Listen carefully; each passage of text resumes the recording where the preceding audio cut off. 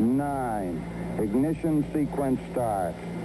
6, 5, 4, 3, 2, 1, 0. All engine running. Liftoff. We have a liftoff.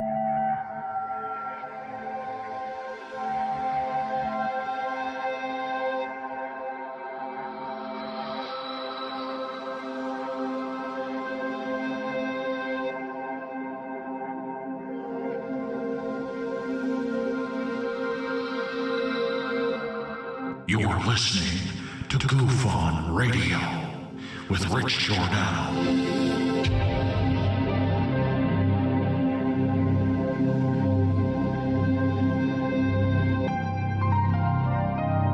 My personal belief is that there is very compelling evidence that we may not be alone.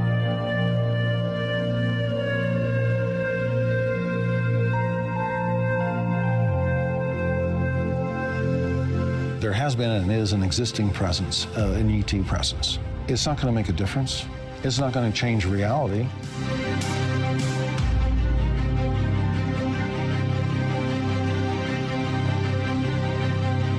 I believe, as do the other folks that were on the flight, that when we visually saw it, that it was something not from this world.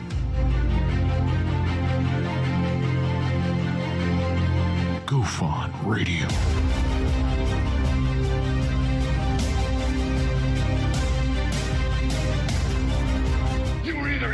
Or you were either out, brother. But the cream will rise to the top. Oh, yeah. Goof On Radio with Rich Giordano.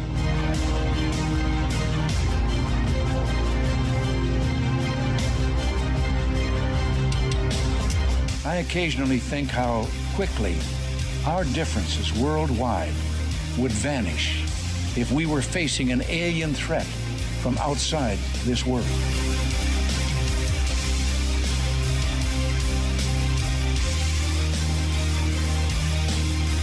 Goof On Radio. Remain seated, please. Permanecer sentados, por favor.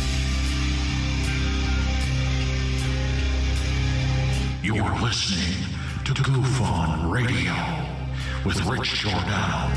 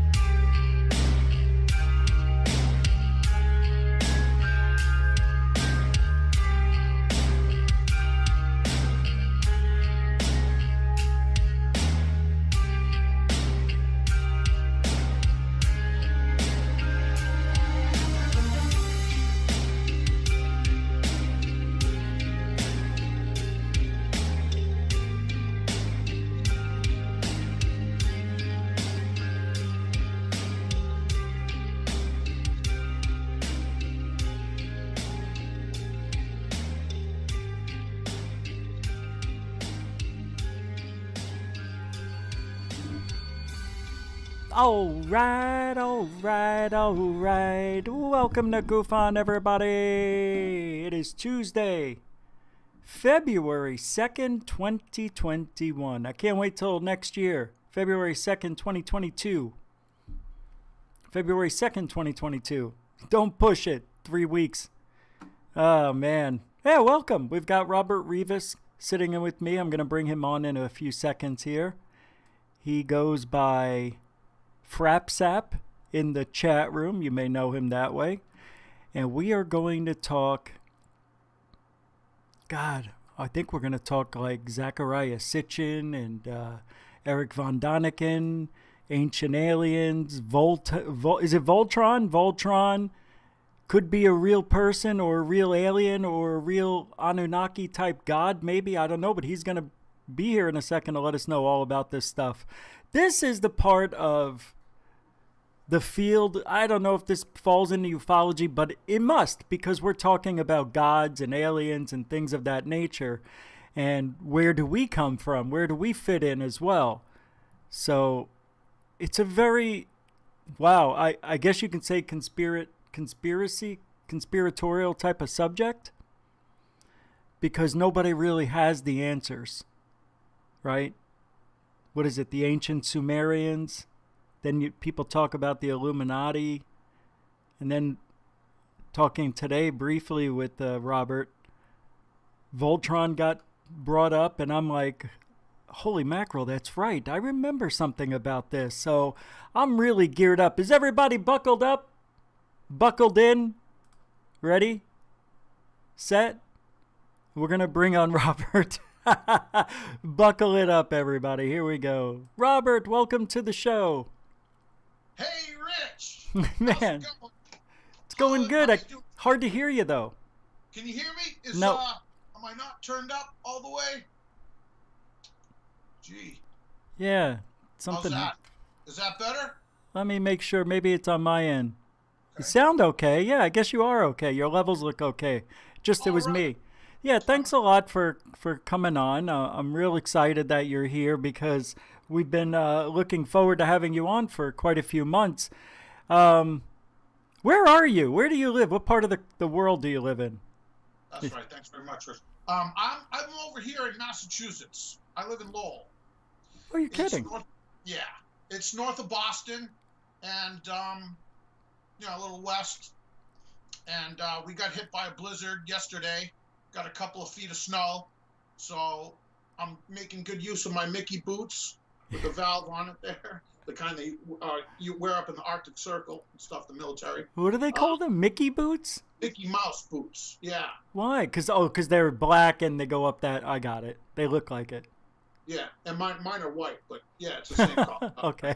They're real. They're good insulation, good protection, and I mean, I wish I could wear them down in Antarctica. I'd like to go explore the pyramid that recently defrosted down there out of the icebergs. It is, yeah. You can't deny that is definitely a pyramid structure. I mean, it's got the sharp angles on it, the sharp shapes, just like you'd see in Giza Plateau in Egypt. Thing about Giza Plateau, they always call it a 4-sided pyramid. It's really 8-sided. Yeah. Because it's like delta-shaped sides. It's concaved a little bit. It's concave, yeah. And I'm in Massachusetts. Originally, I was born out in California, Northern California, the Bay Area, and I still have a lot of family out there, and going back and forth all my life, both coasts. So. You sent me a video the other day, which I want to play for everybody. Can I play that video? Yeah. Absolutely. This is amazing because there's a guy on Conan O'Brien who claims he's good with the whip, but you are way better. Check this out. This is what kind? Now, why are you using this whip? Because of the pandemic. I don't want without a mask on. Without their mask on, it's all about social distancing, Rich. Yeah. I just in this goof on promo. Well, I'm gonna play it. Here we go. Listen, this is amazing because when a whip snaps like that, it's the speed of sound it's breaking, right? That's right. Damn. Here we go. There's a pandemic, Like I said, you won't be able to hear it, I don't think. Distance, man. Keep your social distance. There you go. You just social distancing. You're saying you're on goof on later. Wow. Wow. You can hear it echoing. FrapSap. I'm going on goof on. Stay away. We're in the pandemic. Don't come near me. Oh my God, that thing is fantastic. Oh, what you were about to finish? Hold on. Hey, Rich, I'll see you on Goof On. Yeah, that was cool, man. I'm glad you did that. I did that for you guys and the Goofonians watching tonight. Actually, there's 2 versions of it. One's a little bit longer. That was kind of edited down. But I said, coming on tonight. I actually filmed it yesterday because we were going to have this blizzard, and I wanted to get out there before the snow. So I said, watch tonight, all you Goofonians out there. There's 2 versions. I put one on your Facebook page. Cool. So it's there. People will see that. The speed of sound. And the whip, it's so old, it's so ancient that it's just there's no record of when that was invented. But why did you pick up a whip and learn how to use it? I was always fascinated by the whip, even back in the 70s. The first time I picked up a whip was after watching. I made my own whip, is what I did. I made it out Indiana of Jones. A stick and clothing line from outside. Oh wow! Clothespins on it. Yeah, I tied the rope to the line to the stick handle for a short handle. I got the idea from an episode of The Amazing Spider-Man with Nicholas Hammond. Oh, no way. Yeah. And I started using the whip back then. And my great-uncle Denny, he was well from back before the turn of the last century. And he was a whippersnapper when he was a young man. And he had gone deaf in both ears because of cracking the whip. Wow. And he warned me about that. Yeah, but that was a good excuse. I think he could hear better than he made out, you know. Yeah. But yeah, he always said that, and so it's kind of in my blood. And I'll never forget when Indiana Jones came out. You know, that right there was kind of like, oh, okay, cool. You know, this is up my alley. And I didn't want to see it at first. My dad, he dragged me pretty much to it. I thought it was going to be about Noah's Ark, you know, and it sounded boring. And I'm like, wait a minute, that's Han Solo? Now I'm here, you know, I'm in. Okay, what's this all about? And so if you watch Raiders of the Lost Ark, I got my hands on a copy of the tape. I think it was like 1982. It came out on VHS tape. And I practically wore that thing out, back and forth, rewind, fast forward. And that's how I learned to use the bullwhip like that, watching Harrison Ford, slowing it down, pausing it, seeing how, you know, he did it. And that's it right there. That's crazy. You learned from that. I know when he was in Raiders of the Lost Ark, and I went, you know, we saw Star Wars, and then what is this movie? Oh my God! I said the same thing. What is Han Solo in this? I couldn't add it up, but what a great movie to learn from too. That's funny. Yeah, it is, and it's basically a training movie for people who don't know that. I mean, you can learn how to become like Indiana Jones just by studying that. And that's what I did. I mean, that was our guy back then. It was our hero, Han Solo, and obviously Indy. And I wanted to be like that myself and kind of be the real life Indiana Jones. So what ology do you study? That's a good question. I do study archaeology, seriously. Okay.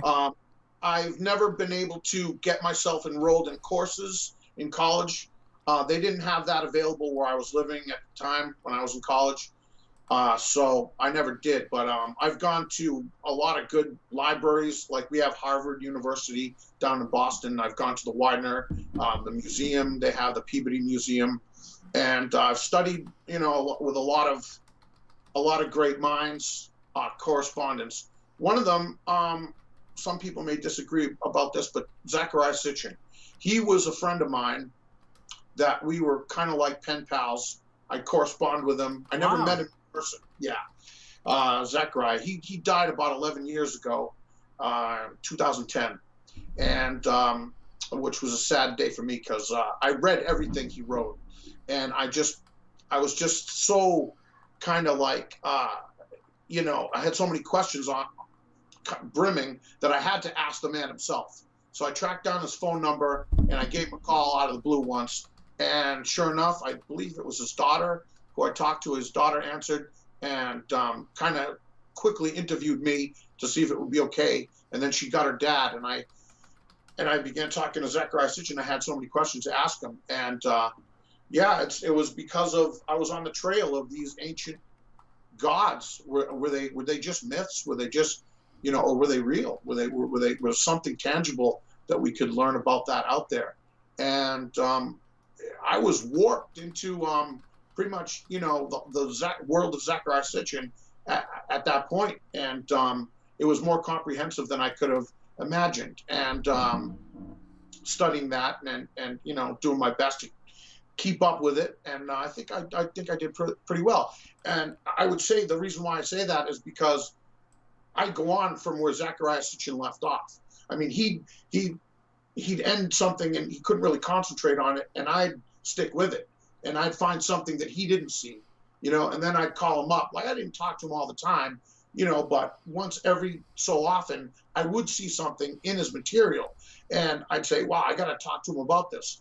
And, right away, he'd shoot me down. He'd tell me I was wrong. He was right, and he'd say, no, this seal is a known one. And it's, and I'm going to be doing more Zecharia Sitchin tonight because, people have asked me to do, I do an impression. I love the way you do impressions of a lot of the ufologists out there. I don't do as many as you do. You do great ones. But I do Sitchin, and I'll do Sitchin tonight. All right. Just let it flow naturally. Don't force it. Don't force it. I won't force it.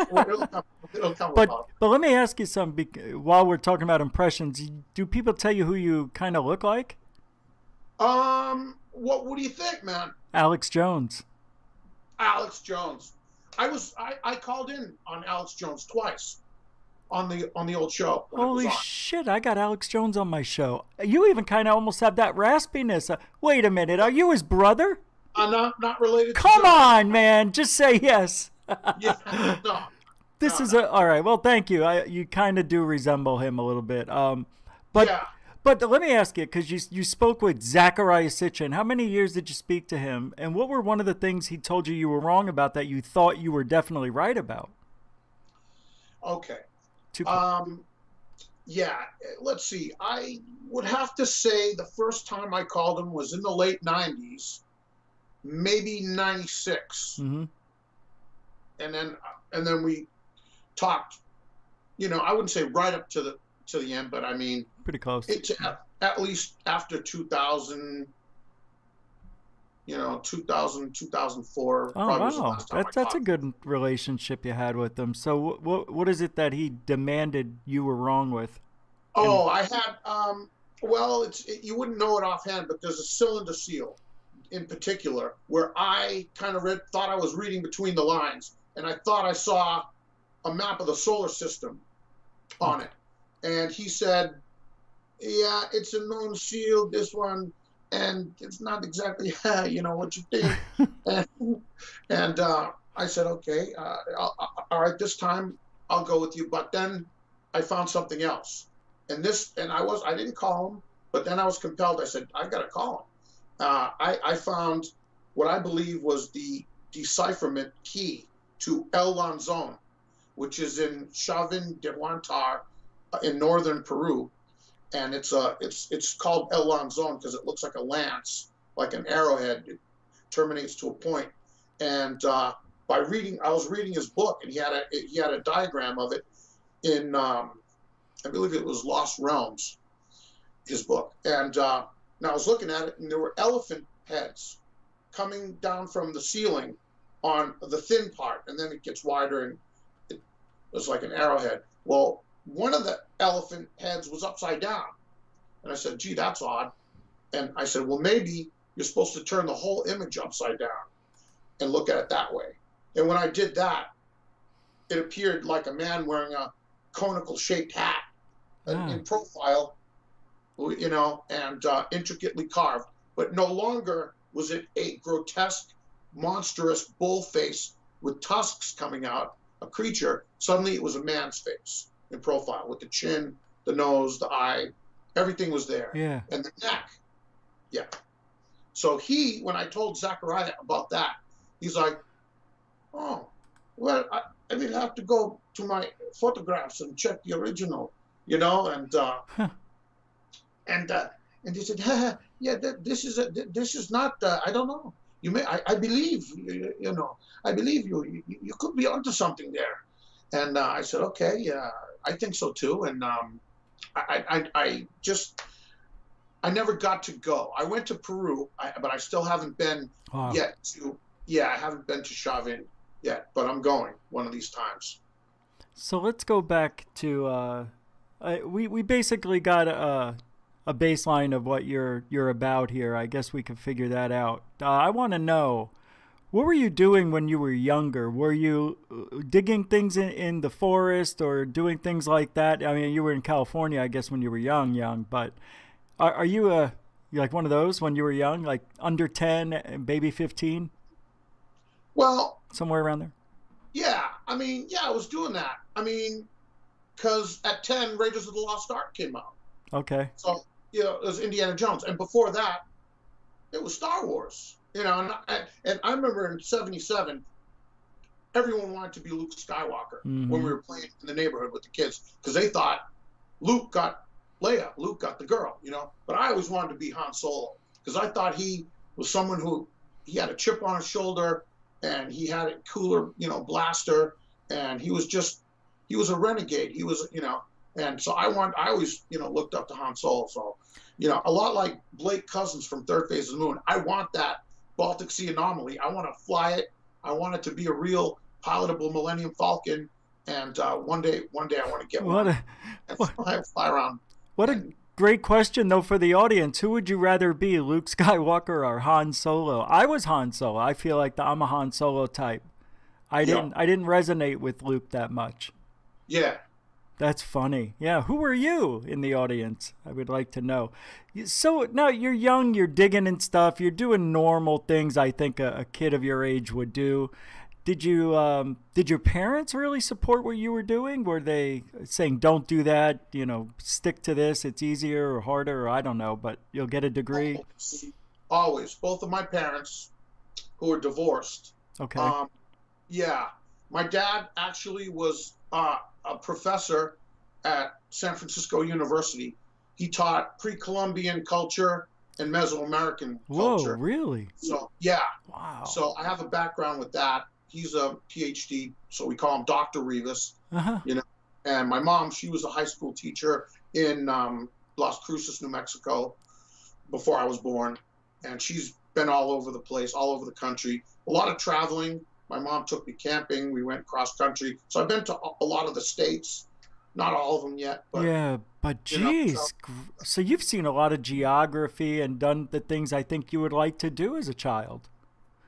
I did. I was very fortunate, and my dad, he was one who was able to bring me to these, you know, archaeological precincts around the world. Yeah. Like Palenque, Mexico. Wow. We went there when I was like 11 years old, and I was climbing up the step pyramid.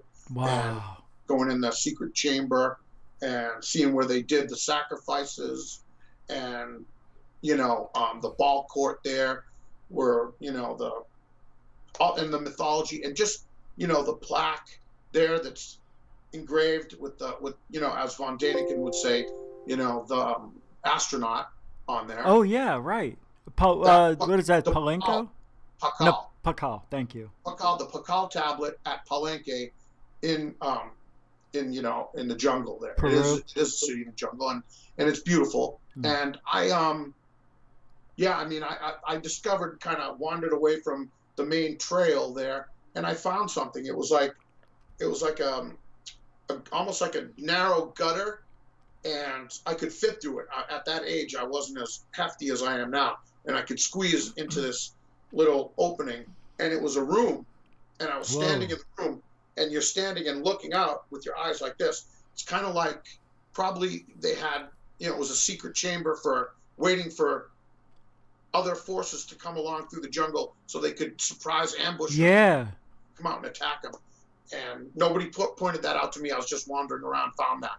So that was fun. Cool. And, oh man, the Temple of Inscriptions in Palenque is the most incredible pyramid you can believe, because you climb to the top, and you're going up and up and up these steps, and you finally get to the high up to the top, you know, and there's a doorway, and you go in, and they tell you to look over here to the left, and there's just an opening with stairs leading down. So once you've gotten all the way high up to the top, now you go down. So you're going down a staircase, and it spirals down, and you're going, wait a minute, how long have I been going down? Longer than I was going up. So you're subterranean at that point.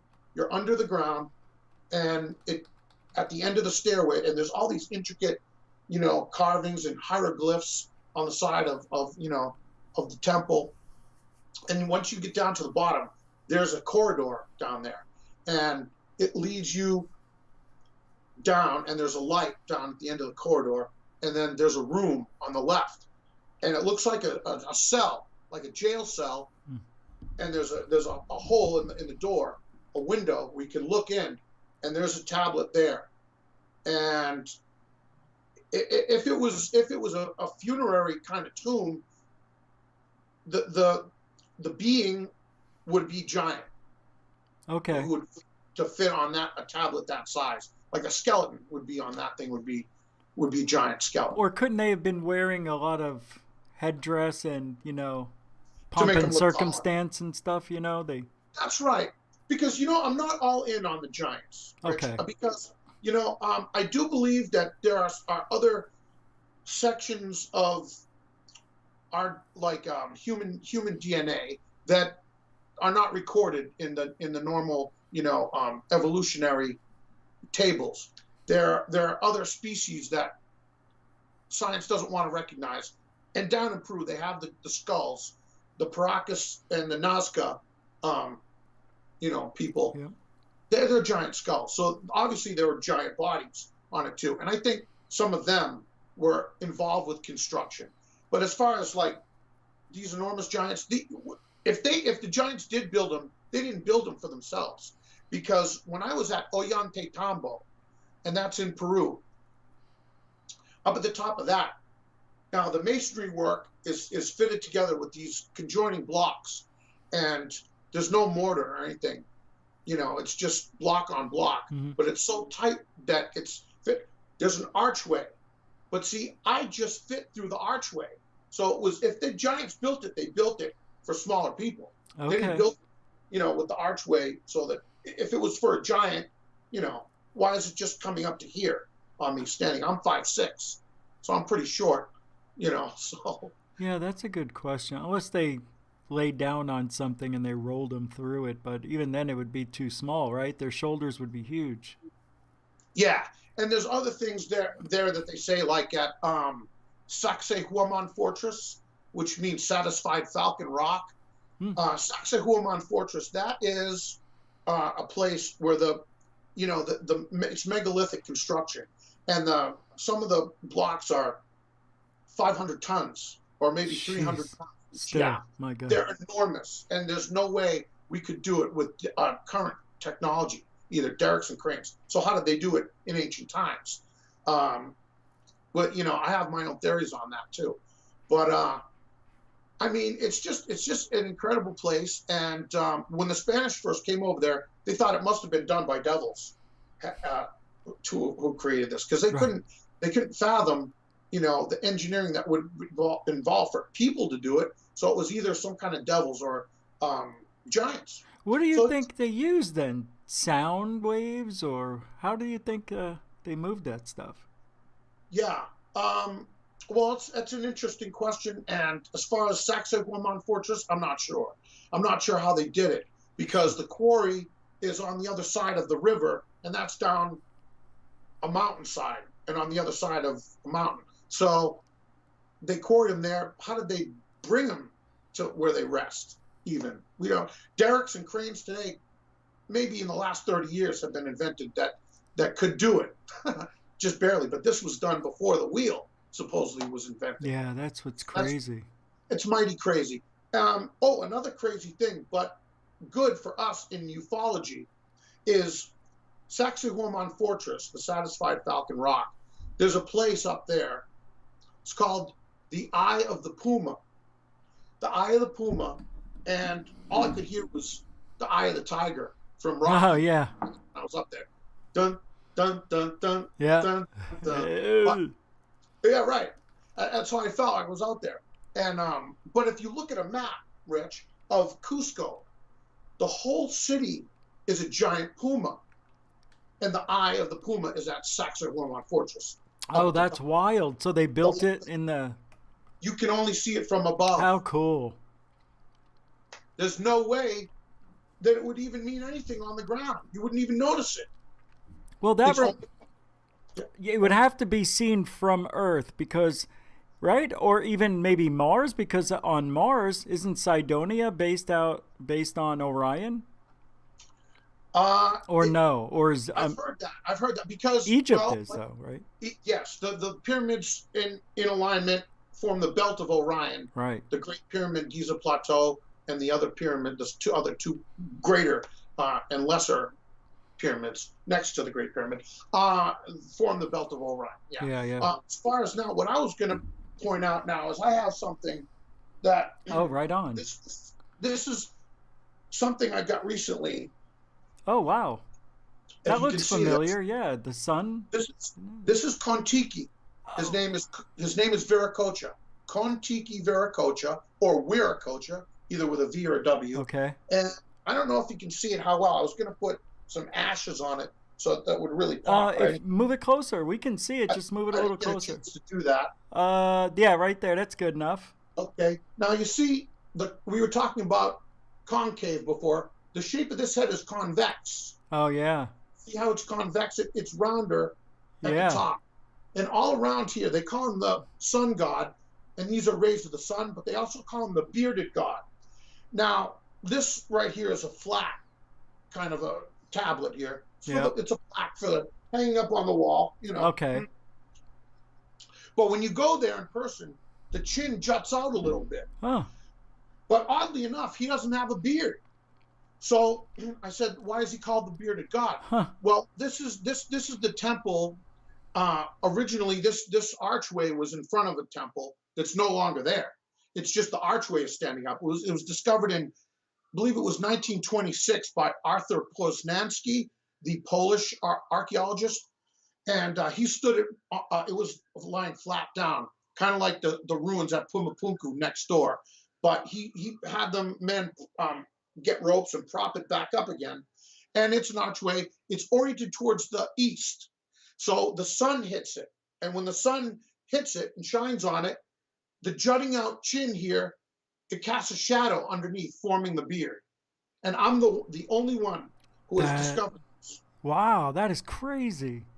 And I have something, Rich, that it will knock your socks off, okay? In relation to the Sun Gate at Tiwanaku in Bolivia, in a direct distance, there is a pyramid called the Acapana Pyramid, and there's also a sunken courtyard called the Kalasasaya. When you go on to Mars, to Cydonia area on Mars, and hopefully if you have the Google Mars, we can go there tonight with the audience. Okay. But if you go to Cydonia, you'll see the face on Mars. Now here's a plaque of the face on Mars that I recently looked up for you guys. Right on. Okay. If you back up just a little and tilt it backward, that's good. Perfect. You see? Yeah, perfect. And what you can see here is it's also a convex shaped head. Oh yeah. Just like in Tiwanaku, Bolivia. It's the same exact shape, and it also has the scalloped ridge around the entire face. Yeah, just like the man at Tiwanaku. It's a match. Wow. It's a match. And both of them, this is the world's first wall clock, Rich. It's a sundial. That's if you had a telescope and could look up to Mars, you'd be able to tell what time of the day it was by how the sun. No way. Off the beard. The beard grows. Are you kidding? We got to check that out then. That's what the face on Mars does. That's how it works. It's a sundial.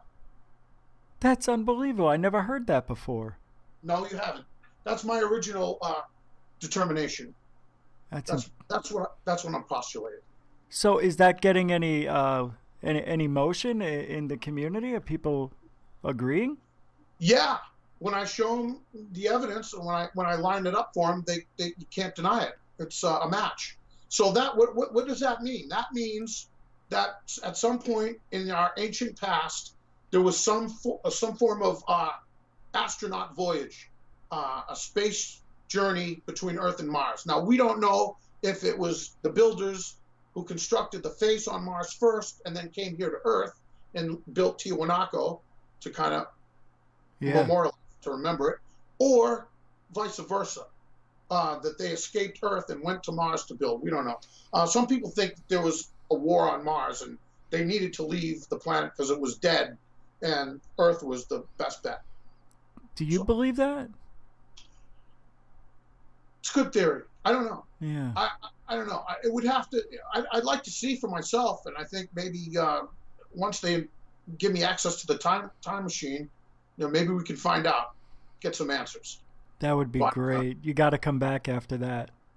Oh yeah. You'll have the Nobel. Yeah, and you'll be holding a Nobel Peace Prize in your hand. That'd be awesome. I'd like to be the astronaut who goes to Mars on our planned mission, so that we can land in Cydonia and boots on the ground investigate. Because I'm an extraterrestrial archaeologist as well as everything on Earth I like to study. Also, there's ruins on Mars. The DiPetro and Molinar were two Italian scientists who looked over the Viking mission, data, the satellite images that NASA took in '77, and DiPetro and Molinar, two Italian guys, they looked at the face. They thought it was more than just some blurry rock, and they kind of focused on that. What they noticed is there's a five-sided pyramid, which is now called the D&M pyramid, and on Mars, and also a pentagon building, a pentagon-shaped building is there, five-sided as well. Different structure than the five-sided pyramid. We don't have any five-sided pyramids that we know about on Earth, like Egypt is four-sided.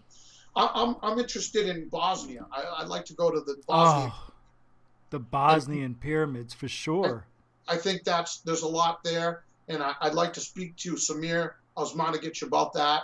I think he's a fantastic, custodian over there in Bosnia-Herzegovina, and I'd love to go there. And Antarctica, I was mentioning. I'd love to go to the pyramids. The other ones, some of the places. Yeah. I threw up some pictures here of Mars, just showing everybody the face on Mars. They, with the new high-def images, you don't really see the face anymore. That's right. Right? It's washed out, yeah. They could have covered it up, or could have eroded further. Yeah, I doubt it would have eroded that much in 50 years, you think, since they've been there? 40 years? Yeah, the pictures were doctored, so in the beginning, so who knows which ones, all along the way. But they claim to have imaged it, and that's what this is kind of a copy of the 3D imaging, the topography of it. So this is more striking, because once you get the 3D topography of it, you can see the ridge. There's a whole, it's like a face with a helmet, a helmeted face. Wow. It's just the same. And again, the sun definitely does cast a beard off the face on Mars, just like the wall clock in Tiwanaku, Bolivia. So that to me shows human or, intelligent construction. Do you think it's humans, or ancient humans, or do you think it's like Anunnaki type of people, or what? Right. Well, Zecharia Sitchin did. He believed that it was the Anunnaki who had constructed the ruins that are now in ruins on Mars, the pyramids. And it could be. It could be. But then again, what's the difference? If knowledge is knowledge. It really just doesn't matter. It's just, elbow grease. You showed me Voltron earlier. Can you explain that? I'll bring it up and show people what Voltron is while you're telling us. Yeah, Voltron was a cartoon, and something rang a bell when I was looking at the face at Tiwanaku in Bolivia. I'm going to try to share a screen that I have. Well, you don't. Yeah, you want to do that? Share. I'm going to try it. If it doesn't work, let me know. I'm going to go. All right, you just do that then. You still want me to get the Voltron guy, or you got it? I'll get it over here. Okay. It's a specific reason why. All right. Now, here's the first thing I'm going to show is an image from the face on the sun gate at Tiwanaku in Bolivia. It's a negative image of it, so you can see the details a little bit better. And I'm going to share that screen. All right. I gave you a full screen there so we can see everything better. Okay. All right.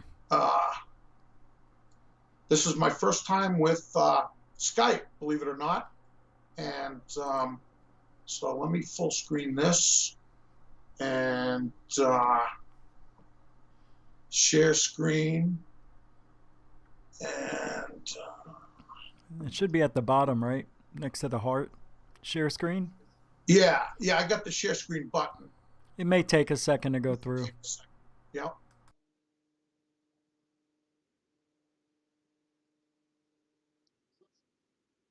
tomorrow night, while we're waiting for this to come up here, we've got Greg Brown. He is the Crop Circle song singer guy on the video. So he'll be joining us tomorrow night. And Thursday and Friday, we have some special things happening as well. Hopefully that'll go through. But yeah, later on Third Phase, UFO Report, Dark Hour Paranormal, put together something really good. You guys got to check that out right after this show tonight, which is midnight Eastern, 10 p.m. or 9 p.m. Pacific. And how we doing over there? Coming along. Okay.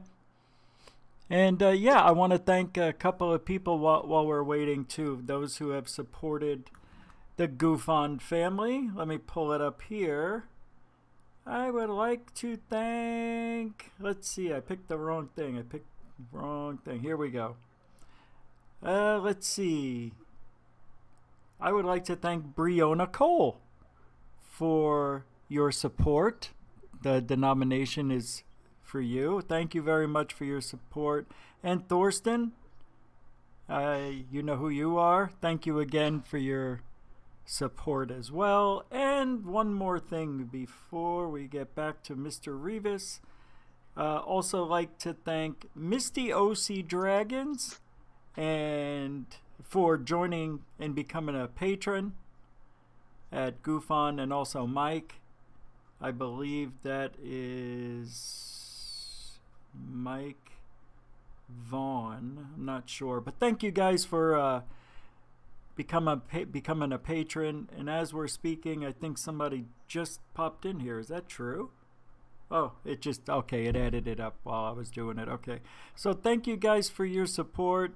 Branda Lee, FAP, Mr. DB Cooper tonight in the super chats, as well as everybody else. I can't remember everybody right this second, but thank you very much. Robert, where are we? Okay, can you see the screen I'm sharing now? Nope. No? Oh, man. All right. I'm going to stop sharing it for a second. Well, maybe. Okay, it says. Let me see if I have to. Maybe, do I have to hit share too? Let's try this. Okay. No, that's just for me. It's not on there, huh? No, not yet. It worked earlier. We tried everything. Yeah. We got it working pretty well, actually. Oh, this was going to be the. It's okay. Yeah. See if you can get it. All right. Yeah. So let me. Can you send it to me and I can just show it, or? Let's do that. Keep trying though. Okay. Give it a see, because it's easier for you to do it. Okay. All right. See, I don't understand why that would be. Well, now we're streaming. It shouldn't have any effect on your computer, though. Okay. Boy, you can't see that, huh? All right. Well, don't do anything yet. Let me see if I have to do this, just in case. No, I don't think I can do. It doesn't matter. Well, let me see if anybody's saying anything in the chat room. Maybe they know something. Yes, no, documentaries, no. Does anybody know what the problem would be? No, we had it going earlier. Yeah. We had it going earlier. Oh, man. Gee, that's not it. Huh. Keep trying. Okay. If not, maybe you can send it to me or something. Okay, I'll do that. I'm going to send these two to you, and we got to just blow it up. Let me send that to you on Facebook. Is that okay, Rich? Sure. Yeah. Yeah. While we're doing that, because it's kind of important show. It's one of the main reasons I came on tonight. Oh, man. The funny, it's, what I notice, I don't know why. I guess because I'm not satisfied with the regular pat answers that they all give you, and I'm always suspicious that there's got to be something more. I'm like what I'm being told. Not that I think that we're being lied to. I think the people who are the supposed experts on it, they're not allowed to go outside of the box and tell us their opinions. They're just they've got a set thing, and they can't rewrite the history books, or they refuse to. They could if they wanted to. Why don't they, though? What do you think it is? It's an anomaly, and I think it has to do with time travel, Rich. I really do, and that's why I show the Voltron.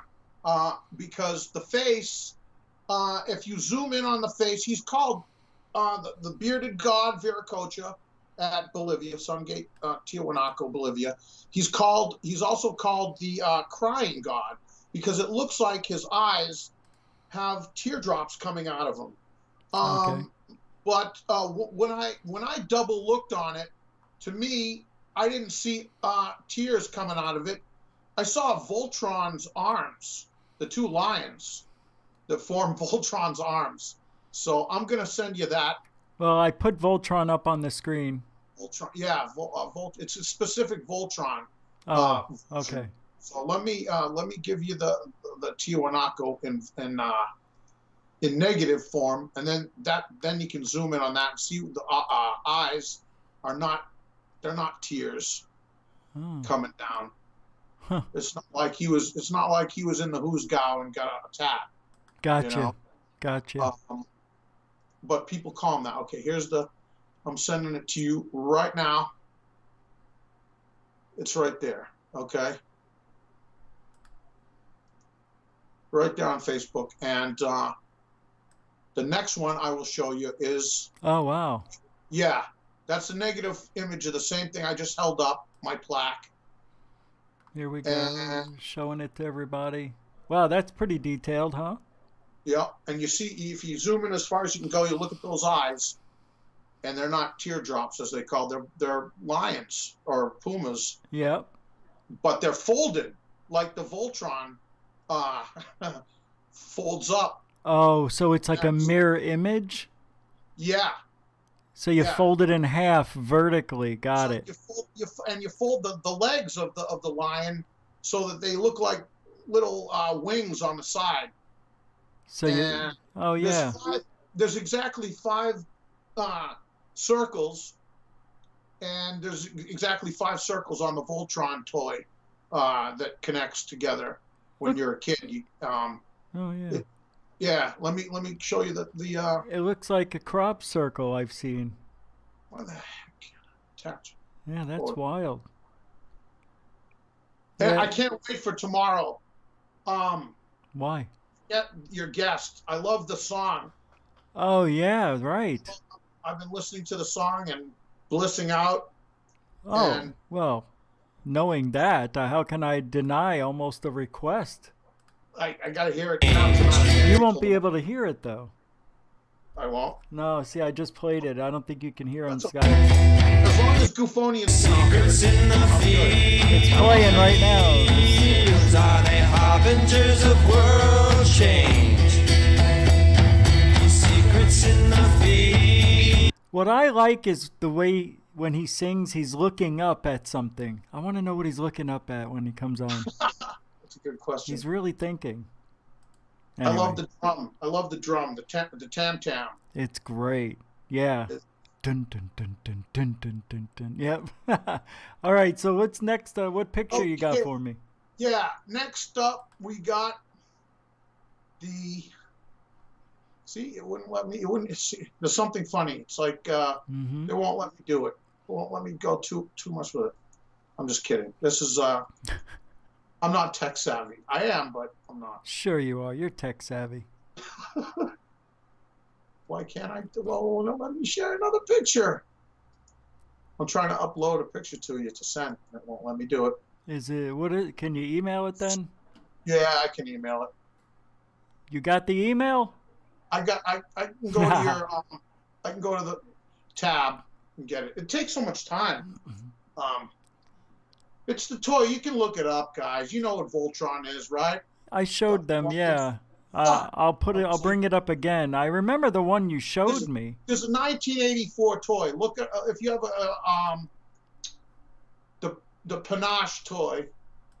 So look up the 1984 Voltron. Yeah.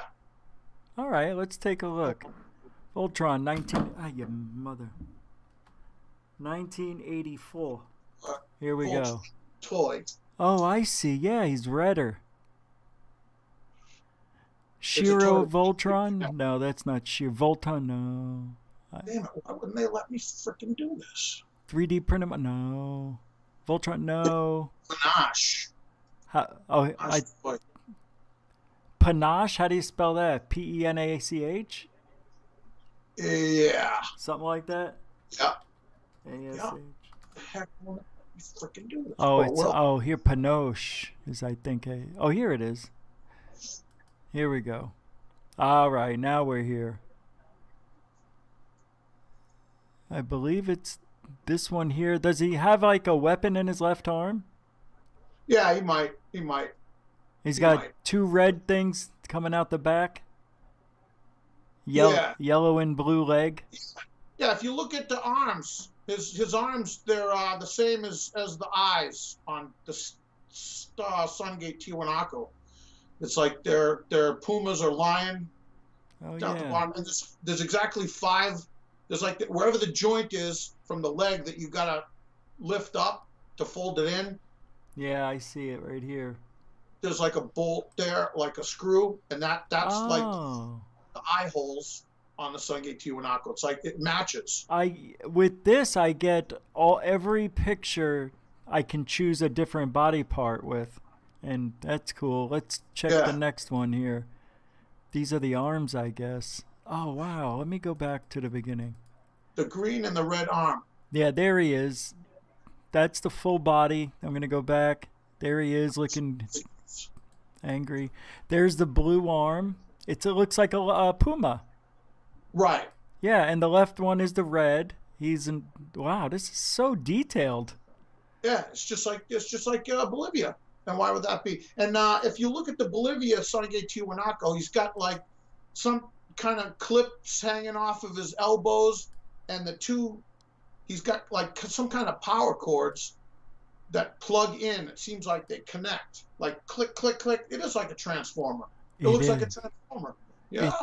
It is like a transformer. It's like a transformer, and he's standing on a pyramid, and it's really because a lot of people thought it might be an electrical center, like power cords going through there, and I don't know. I can't say it wasn't because I've been there and I saw it, and there's niches in the back of the gate, and it could be a power center, some kind of electrical grid, but I think that it's also a calendar as well as a wall clock, that the chin shows you the 5 o'clock shadow, and it's a mysterious pyramid. I went to the top of it, Acapana, as well as the Calcasiya and the Bolivian idol there.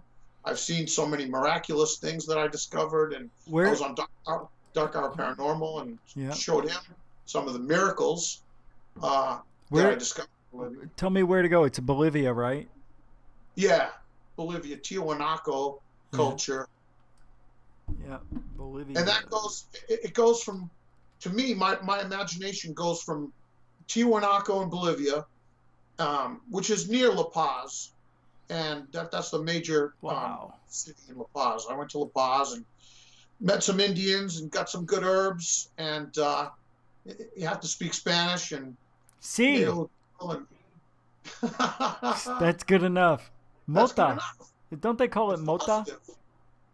It's positive. Yep, that's right. Mota. That's Spanish for. Yep. Look at this. Yeah, the H blocks here, and then the sun. What is that? They have like the sacred land. This is the portal, the H blocks, Stargate. Right. H blocks are at Pumapunku. The H blocks are at Pumapunku, and it's right next door to Tiwanaku where I was. And everybody wanted to eat lunch, and I was outvoted. I didn't get to go to Pumapunku. Wow. I was kind of pissed. Yeah. Gotta eat. So. But still, how many times are you gonna be there? Yeah, right. It's a once in a lifetime, and I missed out on Pumapunku. I was disappointed, but I want to go back and hit Pumapunku, but definitely hit the Temple of Pachacamac, and also Chavin de Huantar, Chavin culture is just because I've discovered so many things there. And when I was in a museum in Pisac, they brought us in there. And we had a local guide, Koichi, who's an Incan, and he had a good friend who was actually the curator of the museum, and they showed us a whole bunch of, artifacts, and I saw this one, and it was a lanzon, and it was a small miniature version of it. And I think that was made to be carried around and used as a pocket watch, like a little sundial that you could put down on the ground and see what time of the day it was. As long as you were facing what direction? As long as you were out in the open. Oh yeah, that's all that matters. That's all that matters. Mm-hmm. So I'm looking at Tiwanaku Citadel. These stairs that I mean, this is amazing what I'm looking at. I can't believe this stuff. I've never. If you should go. You really need to go on a trip down to South America, Rich. You'd love it. It's really fun. It's a great adventure, and I think maybe if the Cousins brothers would buy you a ticket to send you down there to investigate some of the places I've been and video record it, too, for the show that would be so cool, man. That'd be the best. Yeah, what is it? It's only about $4,000 for 2 people there and back. Not bad. Yeah, and real reasonable, and hotels. Everything's cheaper down there. Is the it? Conversion rate, and man. So pretty wild. This brings me from there to Mars, because, like I said, I'm also an extraterrestrial archaeologist. Right. And I discovered something that, if online on YouTube here, we have a lot of people that pour over, the rovers images and stuff. Yeah. And they just touched down Perseverance like 6 days ago on Mars. So we got a new rover out beaming back images. But as far as the last one in Gale Crater, we got Joe from Alien Art TV on YouTube. He's got a channel, and he noticed something, and I really want to be able to share this. I'm going to try it again, sharing. All right. Because he had an episode. It was called Reptile Found on Mars, and I identified that as being Quetzalcoatl. Oh, wow. The feathered serpent from the Aztec Nahuatl language. It's called Quetzalcoatl, the feathered serpent.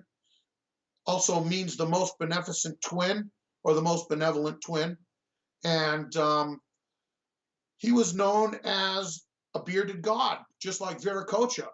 And before I get to that, back to Peru and Bolivia, Viracocha is mentioned as someone with white skin and a beard. And the Indians, the Aymara Indians who live in Bolivia, and also the Incas and the Moche and the Chimu, were not tribes that could grow facial hair, and they're almost describing more of a European or Indo-Iranian, not necessarily Caucasian, but an Indo-Iranian, possibly Sumerian type man over there at that time.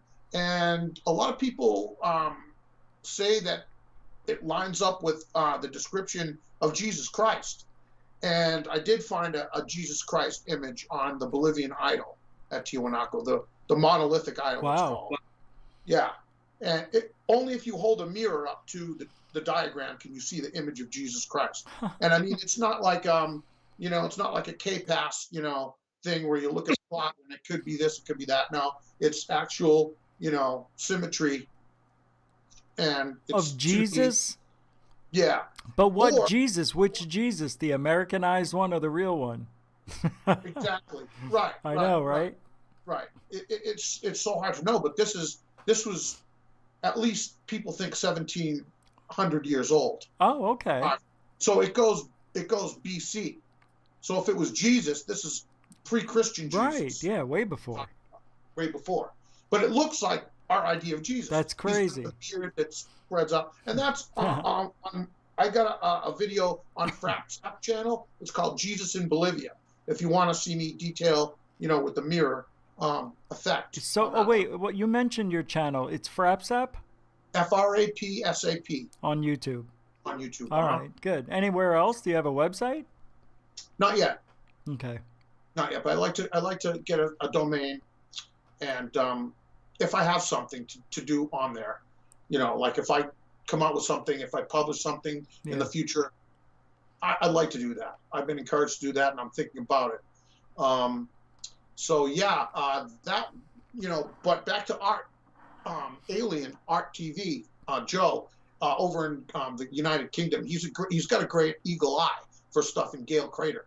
And he found something that to me looked like what I'd seen in Mexico previously, and that's the plumed serpent, like a lizard face of Quetzalcoatl. And I'd like to be able to show that. So I'm going to go to get rid of that.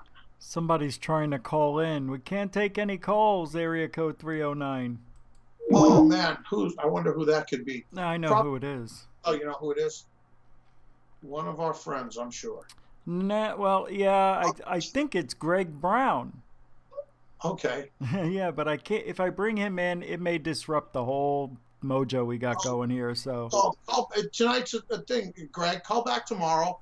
I'm sure he'll have you on tomorrow. Well, I was gonna call him in during the day before we go on. You know. Mm-hmm. As long as it's not Paul from the UK, we're all set. Paul from Australia. Oh, is that, yeah. That's where I think he is. New Zealand. New Zealand. All right. Yeah, that guy. Yeah, they put him on an island with all the others. That's where he belongs. Yeah, frozen tundra. That's why he's so miserable. I don't blame him. You can't get off. He should be miserable, though. He is. He's miserable. I mean, where his life? Yeah. Goofon and Third Feet's got no life other than us, and everybody left him. His co-host dropped out. His friends won't talk to him anymore. I know. I got people reaching out to me. I'm like, whoa, wait, what? And I'm not believing what they're telling me. I'm like, I think you're just saying that to get me to be mad at Paul so you can give him information to use against me.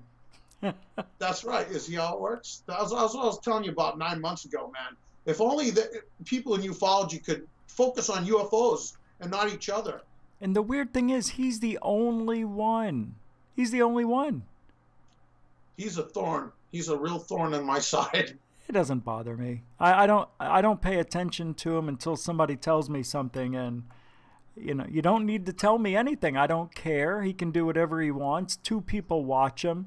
It's not like he's got 10,000 people watching him. That'd be a different story. Yeah, but still, he's trying to give you a low blow, and oh yeah, everywhere. He needs attention. Right. So I finally blocked him yesterday on my YouTube channel. He's no longer allowed to comment. I'm surprised it took you this long. I thought you right away, man. Well, because he wasn't being that bad. And I believe in free speech. I believe he has the right to voice his opinion, but it also shows people how stupid he is. Yeah. So I let him go. He shoots himself in the foot every time. Mm-hmm. Yeah, let's enough about him. God, I don't know why we're talking about him. I don't know. But, yeah. Well, there's people piss us off, right? In ufology. He's trying to piss you off, but it's not working. But he's, and then there's other people that piss me off. Like I hear people talking about, I went in a time machine. I went in a UFO over to Machu Picchu and I destroyed it. But I've been to Machu Picchu. It's still there. Nobody has ever destroyed Machu Picchu. Well, it's not upright anymore. Well, there's places, that's not true. There are places in it that look like were struck by lightning, and there's a little char on it. But that's only one rock side out of the whole structure, out of the whole place. What is funny about Machu Picchu that I noticed is there's a lot of things that don't look like they were built with material, just like it seems like from an even more ancient culture that was used to build Machu Picchu, like especially in the steps. It looked like some prefabricated steps that were already maybe molded steps that seemed like they came from not steps, but like a facade of a building. Oh, like they brought it here? Yeah, I think they brought it there. Like maybe one of their steps from their planet were left over during a catastrophe and they were so sacred they brought them there? Something like that could be, or it could be some kind of lower civilization, maybe that got hit by the flood. Because if you listen or if you look at the history of, you know, the gods of the Peruvian people, the Incas, right, and the Aymara people in Bolivia, they talk about a flood, just like, you know, in the Bible or in the Sumerian epic of creation. So it seems to be a worldwide thing. And I found evidence that there are, like, the way the Phoenicians used to make reed boats, there are reed boats down in Lake Titicaca to this day. And they look exactly like the kind of boats that were built by the seafaring Phoenicians, the Canaanites, over in the Levant, in the Near East. So that proved it to me. And also Asian cultures. And I wish I could show, I actually couldn't find the photographs, but I will sometime and show you how masks that you would see that are called Tengu, Tengu, Tengu masks, specifically Sobo Jobo. Sobo Jobo was, he was the chief Tengu in Japanese mythology. And that means that there are these winged beings, and he's got a big nose. But the masks they have, they're so intricate, and they have bristles, like white bristles coming out for a mustache in Japan, and a large nose. They have the same thing over in Peru. And I saw that. I took a picture of it. So these old masks that are part of the Indian Incan culture are the same exact as in Japan, the Japanese. So some type of travel, some type of exchange program was worldwide in ancient times, and they're just not given the benefit of the doubt. They're saying, oh, they were savages. They couldn't have possibly reached transatlantic, you know, over in boats. They couldn't, in ships. They couldn't have done it. But I think, why couldn't they have? You know, because there's evidence now that they did. So I think they came from all over the place, not just, you know, one civilization that took a foothold there. I think it was a convergence of many different civilizations that perhaps in a flood situation, catastrophe, like the destruction of Atlantis, Lemuria, or the lost continent of Lamu by James Churchward, I think you'll find some kind of disaster. And I think maybe they brought blocks from Atlantis or Lemuria and used it in Machu Picchu. I think so. I think they have. Yeah. That makes sense. So you and I were going to go. You were going to do something here on Share the Screen. Yeah. Go. Well, I wanted to first show the Quetzalcoatl that I found on Mars, but I can't share on Facebook. It won't let me add photo. I'm trying like the Dickens over here, and it won't let me share on Skype. So I think it's somebody's pulling switches because they know. It's so bizarre why we can't get that over. Yeah. It's not working. It's like, this is the button. Attach a photo or video. The button. I'm pressing it. It's the button. The button. The button. It's Q*bert buttons. Yes, it is. God. His whole life back then was a video. That whole story is regurgitated 1980s stuff. Yeah. It is. Yeah. It is. Remember the movie where the kid took over the UFO and flew it? Yeah, the Flight of the Navigator. Yeah. All that is what he was doing. That's his story. That's him. That's his story, yeah. He's our grandfather, I guess, so we have to respect him. Yeah, but I'm Coco Pele's grandfather. I know. Oh, you mean the trickster? Yeah. He's not a trickster. Let me tell you something, brother. He was like a wrestler. He started acting like a wrestler. He's a flautist. He is. That's a great word. Flautist. So I can't pull up the reptile, Rich, but if you go to Alien Art TV, you can find oh, actually no, it's Space Detective 1. Space Detective 1, there's a video called Reptile Found on Mars, Quetzalcoatl. Space Detective maybe if you can play some of that video. 1. That's the name of the YouTube channel? Yeah. What is it? Space Detective 1. Number 1 or ONE? Number 1. Yeah, here it is. 4,500 subscribers. Oh, I just saw, what's his name? Voltron. So what is it called again? It's called Reptile Found on Mars dash Quetzalcoatl dash SD1. That's the video. All right, here we go. Searching the site. Reptile found on Mars, Quetzalcoatl SD1. That it? Yeah, that's the video. And the reason he named it Quetzalcoatl is because I, as an extraterrestrial archaeologist, identified one of the relics, one of the artifacts of ruined Mars. And if you go to about 212 and play from there, you'll see. Are you sure this guy's going to be okay with me playing this stuff? You've played him before on here. You didn't say No, anything. never have. I never played this. It's Alien Art TV. It's the same guy. Oh, yeah, because I'm not a subscriber. Let's subscribe and show that we care. Mm-hmm. So here I got where it's just me on the screen with, well, the YouTube channel now. Yeah. So I'm going to play it. Yeah, and go plus it's my discovery, so he should be cool with it. I hope so. Go to 212. Go to 212. Here we go. And do you want me to play with or without sound? Without or with, it's up to you. All right, without. All right, here we go. 210, 211. All right, we're watching. Oh, yeah, I remember that one. Oh, that is so weird. Yep. Wow. That's bizarre, isn't it? That's the guy. Yep.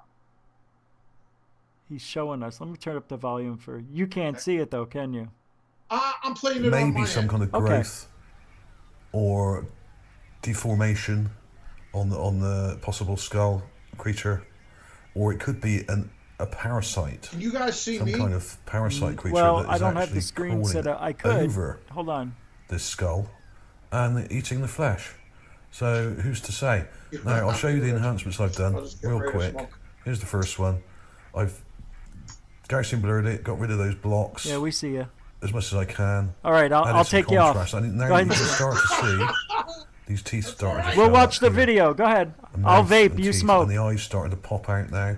Now we've added a bit of shadow in there. And you can just about make out a nostril there. Now, what this is here, I still cannot make it out. I'll show you the next enhancement. And I've gone in and darkened the shadows a bit more and highlighted some of the lighter parts. But I haven't gone crazy with it because there is a limit to what you can do with something this small. This is literally only probably only a few inches wide. And if we saw it from front to back, it might be 4 or 5 inches long. Up, right? Yeah. It looks like some kind of pause weird it about there. reptilian. Just got a close up of it. Okay.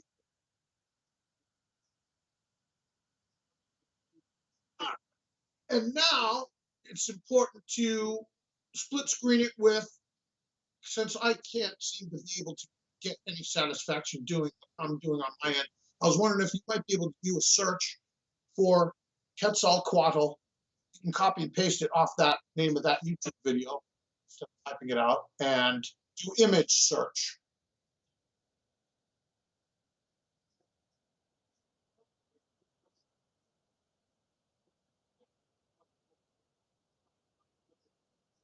Yeah.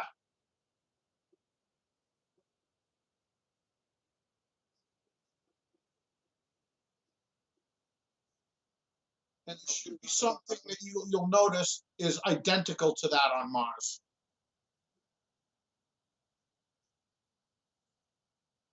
Yep.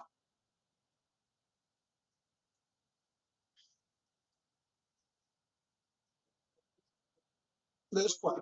Yeah. The stone Quetzal. Is it the stone one?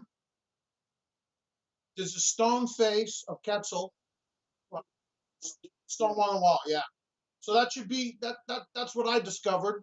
He didn't know what it was, and I had the eye for it, and I said, hey, you know what, Joe? I think it's Quetzalcoatl. And he says, you know what? I think you're right.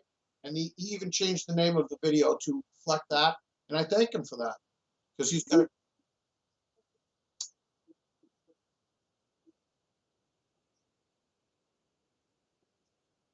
well, yeah, Quetzalcoatl is a reptile.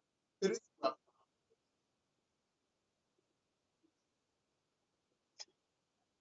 And you know what else it reminds me of, Rich? It reminds me of the Gorn from Star Trek, the one that Captain Kirk fought. It does.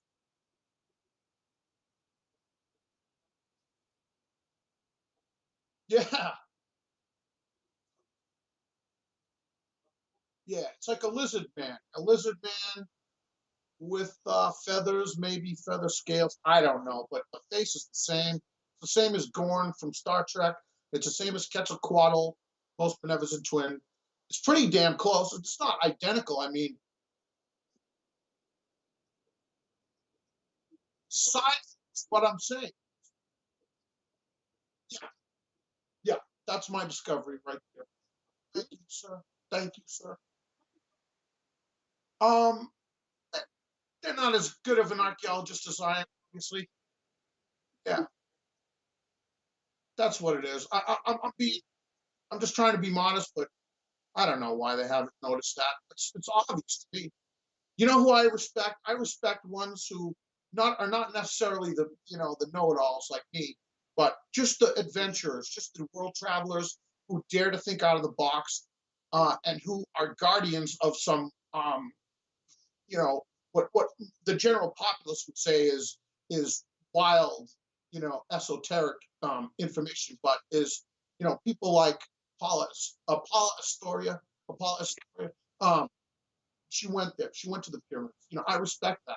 You know, and that's so awesome. She's an incredible, dynamic woman, and I think people really should listen to her. She's got a lot of great insight into who built it, and where and I wonder the same kind of question she wonders, and I'd like to talk to her sometime and meet her and find out some of her insights, and maybe even Samir Osmanikic and Praveen Mohan again over in India.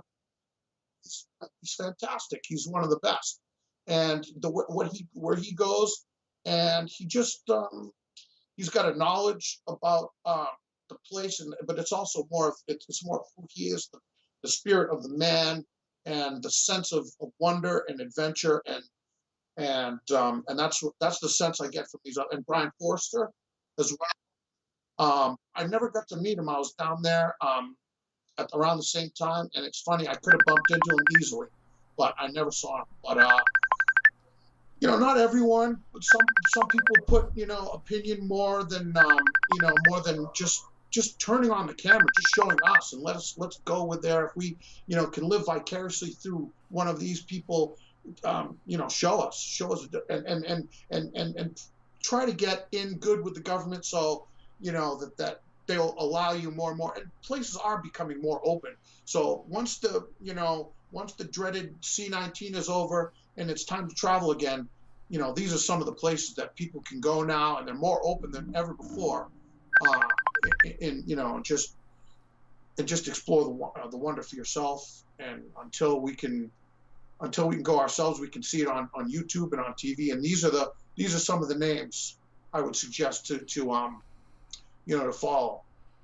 And I hope to be doing more and more boots on the ground investigations and everything that relates to not only just Earth archaeology, but also extraterrestrial archaeology.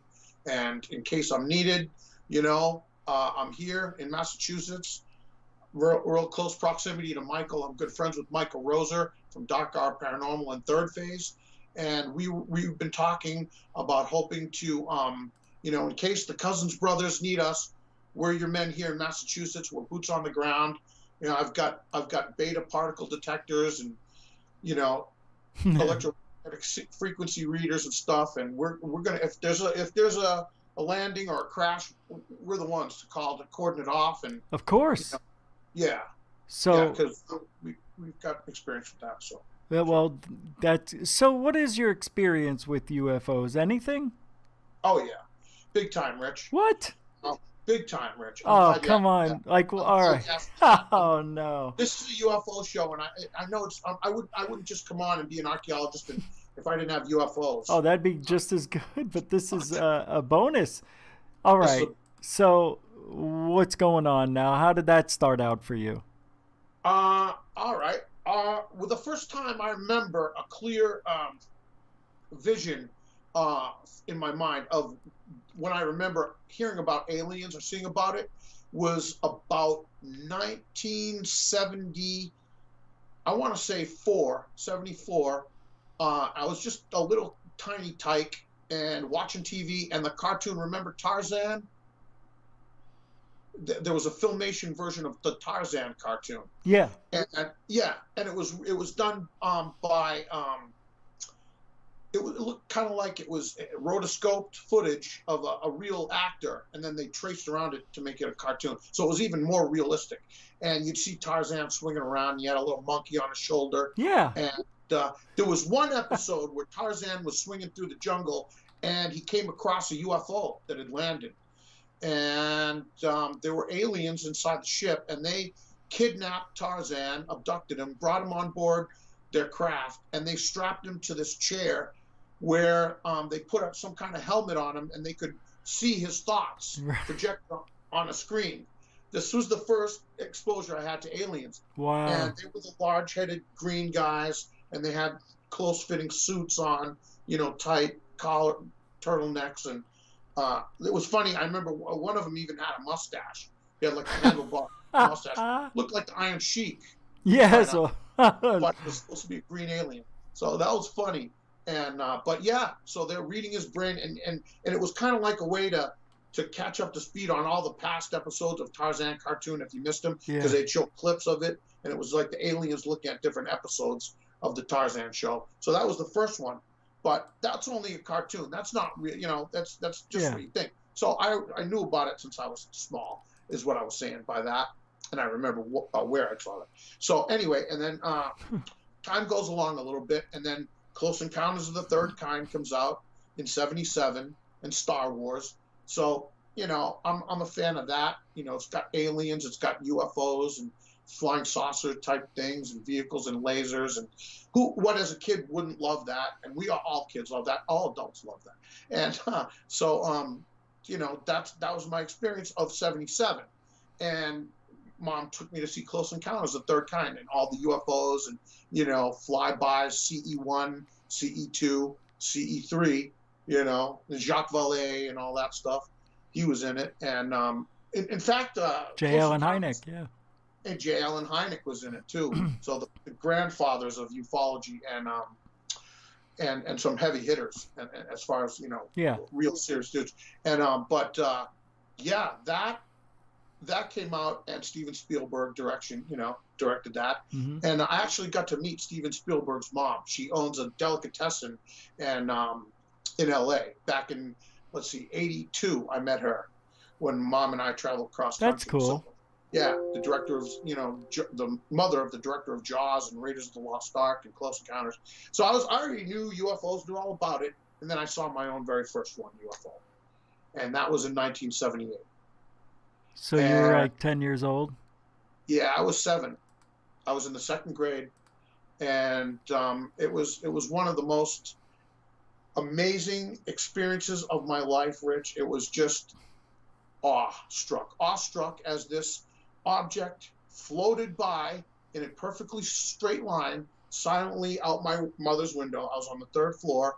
We're in a brick apartment house, and next to where my grandmother lives. And my mom had just left me alone for a little while. She went to go do some laundry at my grandma's next door, and I'm there, and I look out my window, and there is this, I would say the color of the sun, an orange, a deep red, brilliant color with a glow around it, an elongated cigar shape. And it was just moving right along, headed towards downtown Lowell, crossed over 495 interstate. And I never heard about it in the paper. Nobody said they were running out of their houses. Look at that, Or the next day you would have thought, you would have heard that. But I guess I was the only one that saw it. How big do you think it was? I would say like a train car size. Oh, okay. Maybe 2 train cars put together. About 100, 150 feet. About 200 feet, yeah. So that's pretty good size. And how long did you see it for? I would say about a minute. Wow. How far away was it from you? It was like It was over the treetop level. It was how far away? I can't really estimate how far away it was, other than to say, because I'm not good. Yeah, good with that was a long time ago. Yeah, it wasn't close. Maybe half a It mile. wasn't far away. It was somewhere in between close and far. Probably a quarter of a mile or so, 1,500 feet. Yeah, maybe a half a mile off. Okay, or a mile. that's Something close. Like That's pretty close. Yeah, and it was big, and it was long, and it was orange or red, and it was glowing, not flashing. It was a constant, like it was something was like it had radiation to it, kind of. I would say, and no noise, absolutely no silent, no propeller noise, and no engine noise. Because I remember as a kid being outside and you'd see the plane, you'd hear it. You know, it was a lag, you know, and there was a delay. But this one you never heard the engine noise at all, and not a helicopter, no beacon on it, no.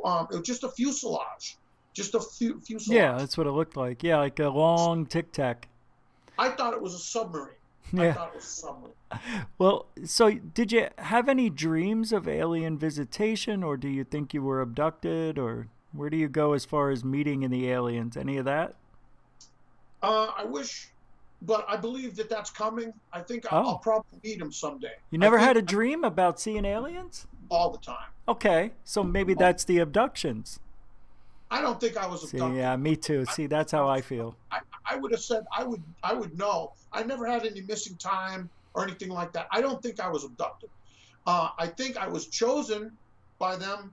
I think I'm a contactee, and I think they want to meet me, and I think I want to meet them, and I think it's the good ones. I think there are different species out in the universe, and some are good, and some probably, you know, are selfish. But what was? Go ahead. There's always accidents, always happen, but I really don't think they're a threat. I think, if anything, they're trying to preserve us. I know the government thinks it's a little touchy when they fly over nuclear bases and things like that, but silos or missiles. And I can understand why they would, but I think they're just saying that because they don't want us to destroy ourselves with these matches we've been playing with as little naughty children. And I think they want to try to blow out the matches, and that's what they're doing. I don't think they're, you know, really looking to, because if their technology, if they wanted to fry us, they could have already. I think they want to help preserve us, and maybe that's why it seems like kind of a scary abduction. But I think they're taking DNA samples, and maybe in case we blow ourselves up, we can live maybe where they live, or out where they live, or either that or they're mixing DNA, cross-species genetic cross, because that's what Zecharia was saying, that the aliens had the ability to do in ancient times, to mate with and also to genetically manipulate the human beings so that they could cross with them. And is there any evidence of that shown that they've, you know, interbreeded with us, or anything that shows that they've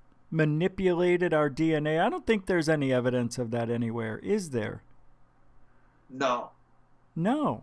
Not that I can think of right now offhand. I'm gonna think about that even harder, and I'm gonna look into that to see if there is really any evidence. There's definitely anecdotal evidence of it. That's great. There's a lot of anecdotal evidence. A lot of people think that's Zecharia Sitchin's most anecdotal evidence, which is sad. Right. Yes. I believe he was on to something, same as Erik von Daniken.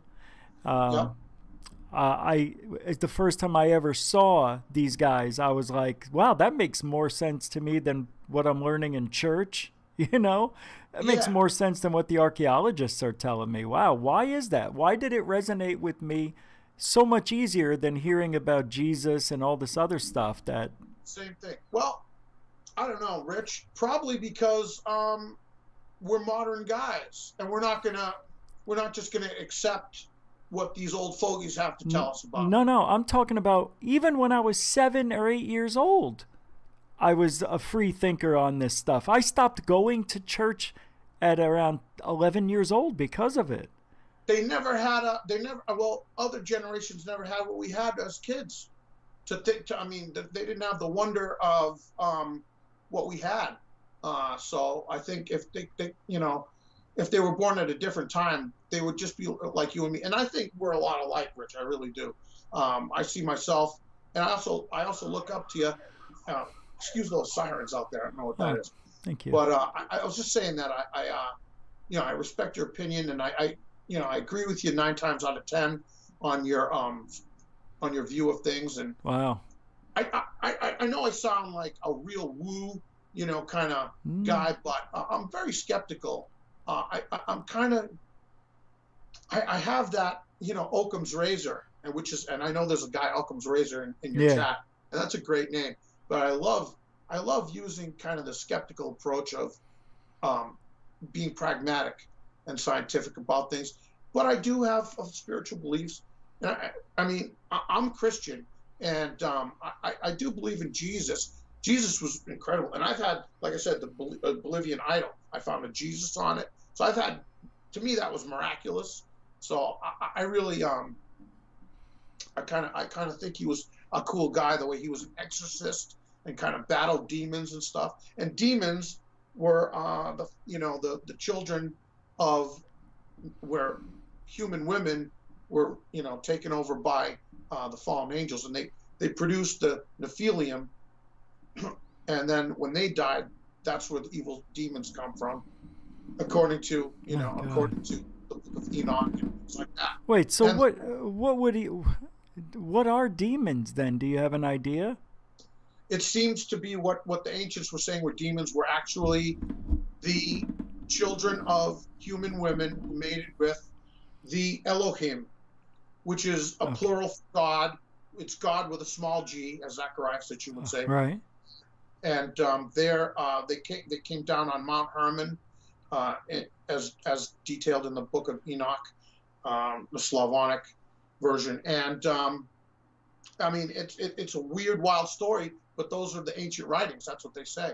It seems like a TV show script from last Tuesday, a week ago, but it's not. It's what they were really talking about. And Jesus talked about it, but they edited Enoch out of the Bible. So when Jesus references, this to the apostles when he's talking about it, nobody knows what he's talking about, because nobody read Enoch until it was published, last century, at the end of last century, and only discovered, in the 40s.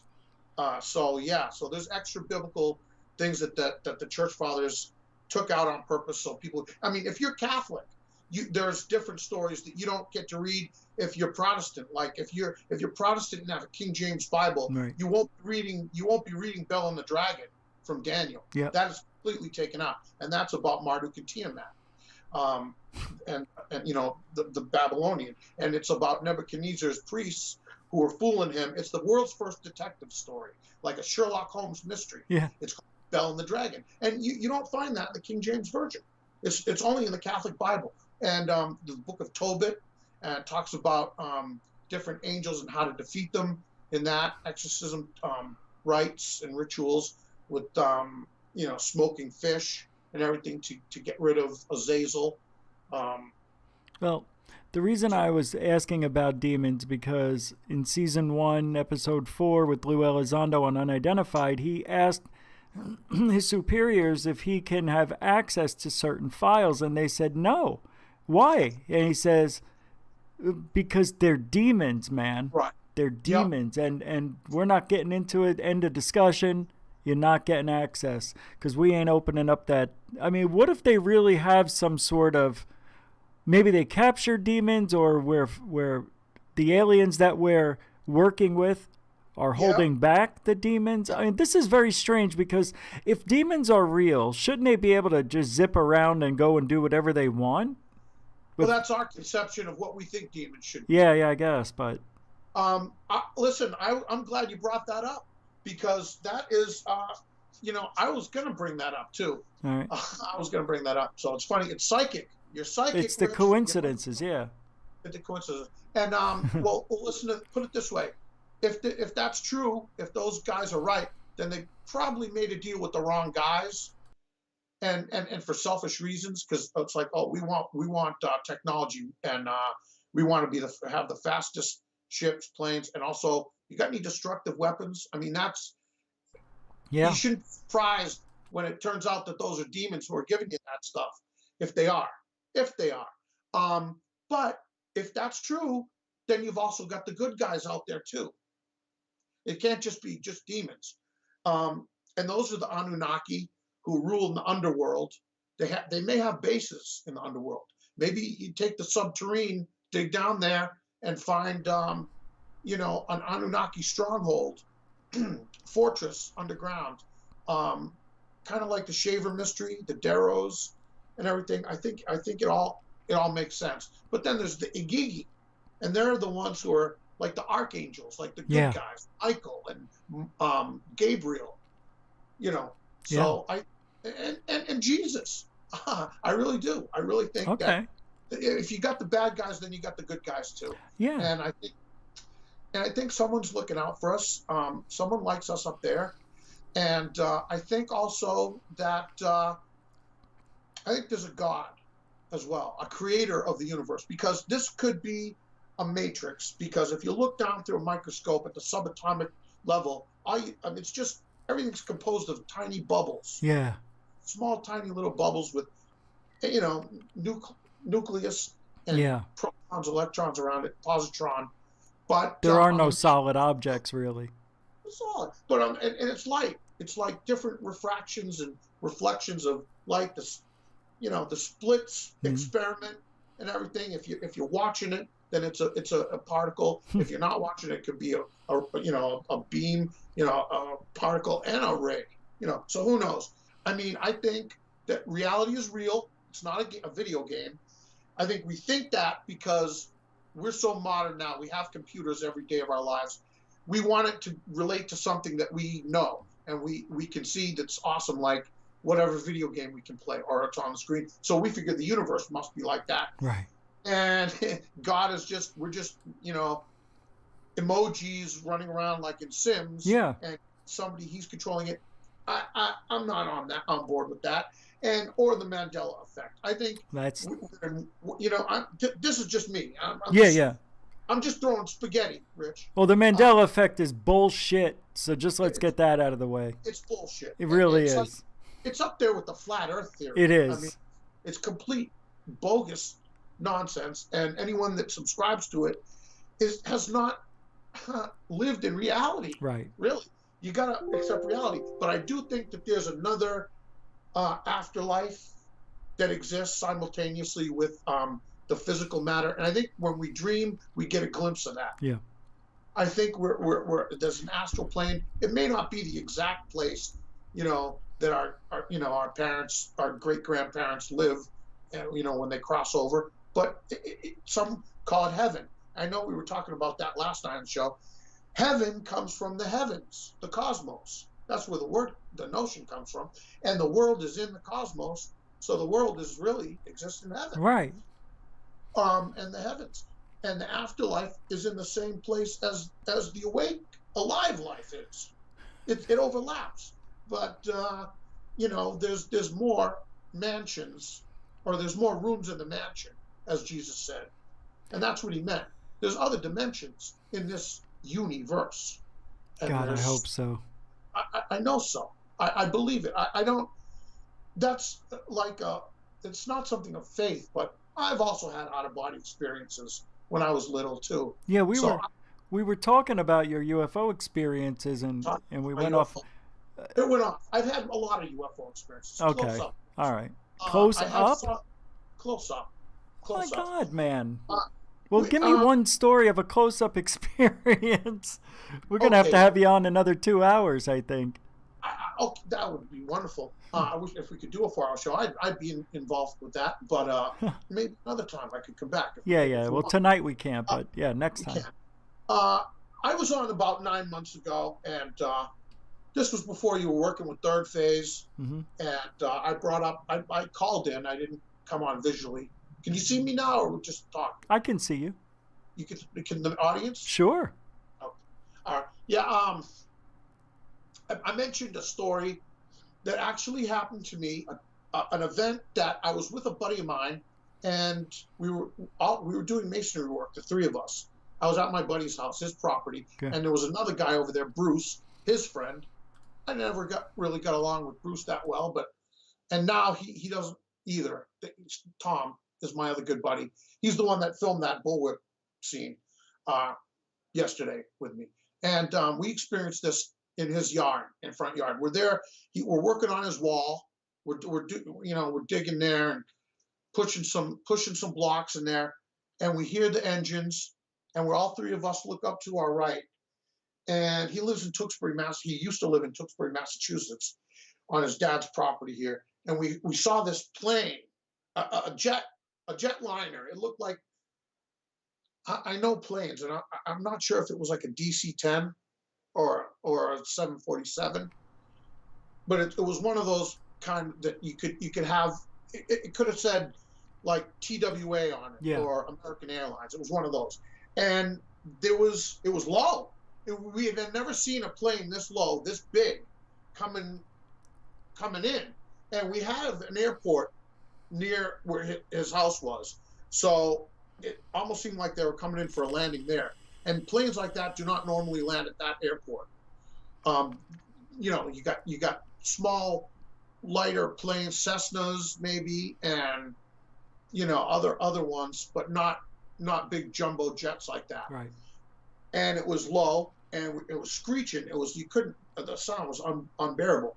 And then there was a glowing orb above the plane, and it was like attracted magnetically to it. It looked like it was like keeping up in tow. Oh my God, I can't believe what you're saying. Yeah, I had a similar sighting.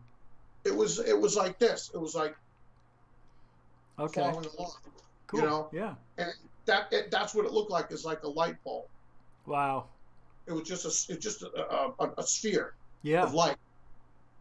It didn't have any shape to it, like or if there was, it was too brilliant to see, inside the light.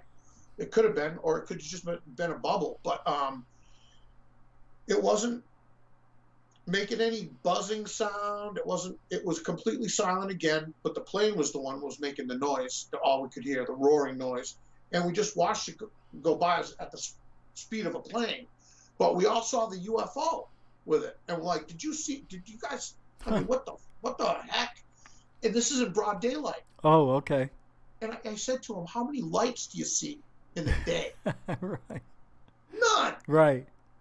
None. You never see lights. There's no lights in the sky in the day. So that was weird. And that was after I got back from Peru and Bolivia.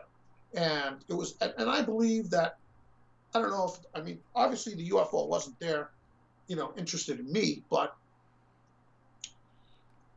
it was interested in that plane for sure. And it was just curious about the plane. I don't know. Maybe it was. Do you think passengers could have seen it at the eye level of the plane, or was it above it, or? It was behind it. Oh. I don't think passengers could have seen it. Wow. I don't know if it was a passenger plane though.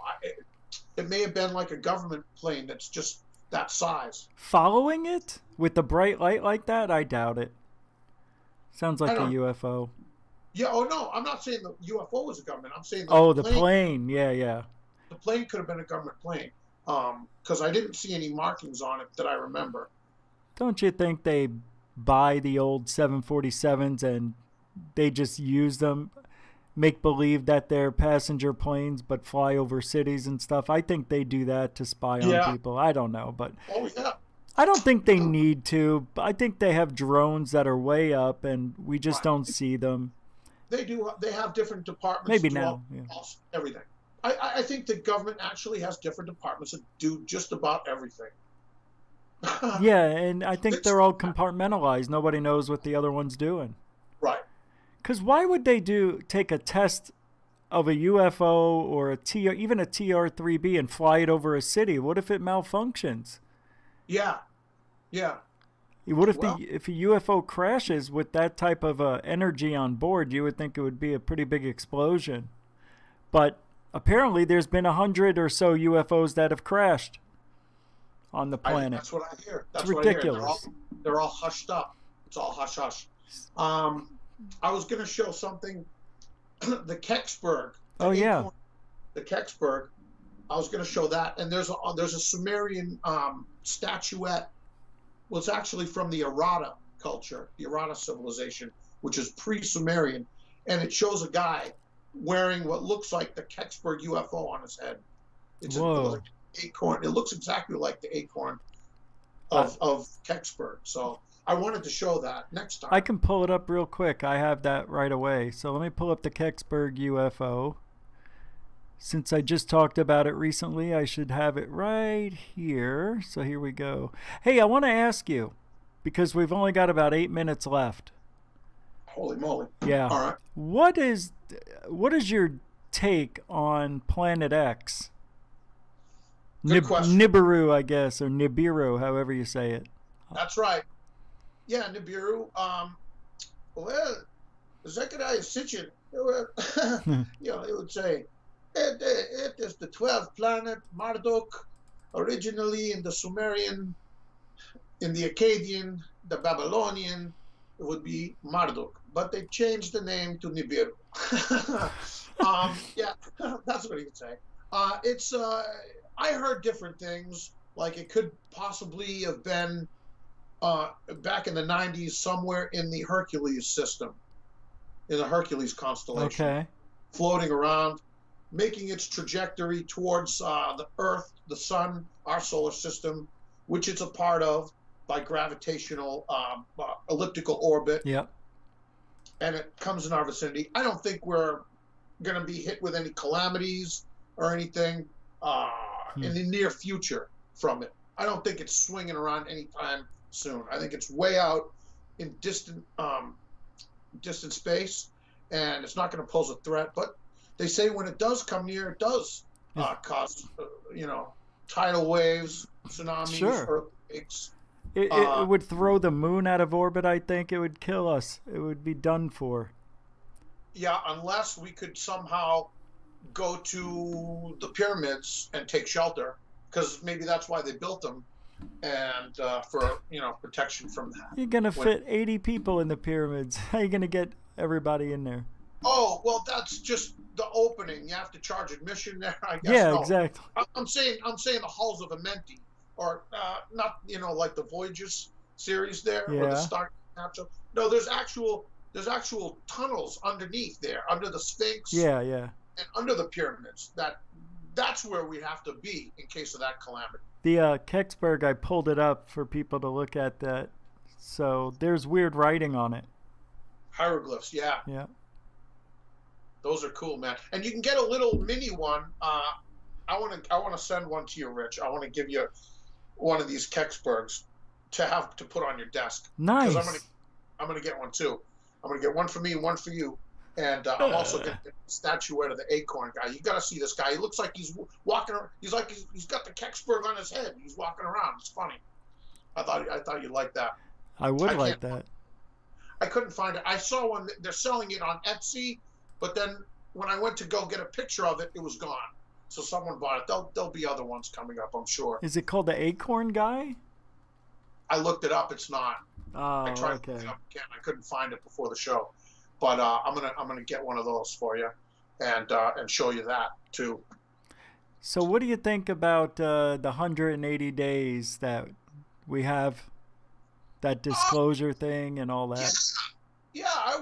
I mean they took a running start, I think, with that, with the CIA dump. I've been poring over that, and I've been seeing a lot of cool stuff in that, and that's I think disclosure.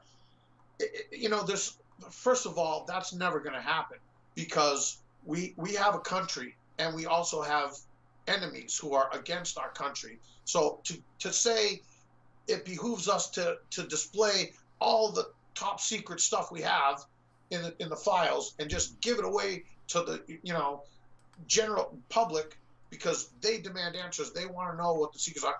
We're giving it away to the enemy too. And we have a strategic need not to do that, to keep security in this country. So for that reason, we're not going to see a complete total disclosure of every top secret thing the military or the government has. It just won't happen. Do you think the aliens are amongst us, that they walk around with us, share our schools and our roads with us? Or what do you think they are on Earth?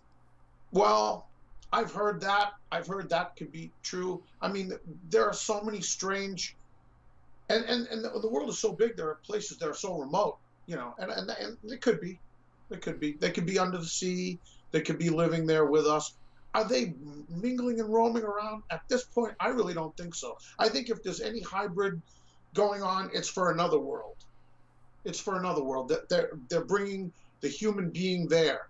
They're bringing the human seed, mixing it with them so they can live. Maybe they've, just stopped being sexual and are just scientific to the point where they just have artificial wombs and in vitro fertilization type process, and they don't make love anymore like we do, the humans, and we still have affection for one another, and kind of like petting and grooming like our simian cousins do. Yeah. Still, we touch each other. We're physical, and there's these evil ones who may be out there, and maybe they're telling our government, put everyone indoors, don't let them get near each other, social distance from now until kingdom come. And we're not like that. We need human touch once in a while.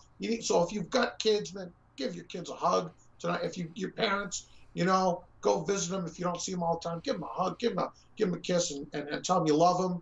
And your girlfriend, man, go call her up and say, hey, let's get together, honey, and really and have a great time, and take her out, no matter what is going on. Don't be ruled by that. I'm not telling you not to wear a mask. I'm not telling you to to keep your distance of people who look like they maybe have something. It's like, keep your germs away from me. And that's the way it always should have been. Nobody should be coming around in this. That's what the whip was for. That's what the whip's for. Right? That's right. So, well, I don't know, man. I don't think there's aliens walking around with us. I think they're hiding out somewhere if they're on Earth. But the abductions, man. People are still reporting abductions like it's going out of style. I wanted to see that Travis Walton thing, but then they were going to charge me. It was there one night, and then it was gone on YouTube. Now you have to join Spotify to watch it. So I heard that it seemed like you thought he was full of shit. So if I never heard of him before and I watched Travis Walton talk to Joe Rogan for the first time, I would have said, this guy's out of his mind. Because he sounded insincere. He wasn't answering questions. He was just being odd. And some of his story changed. Right.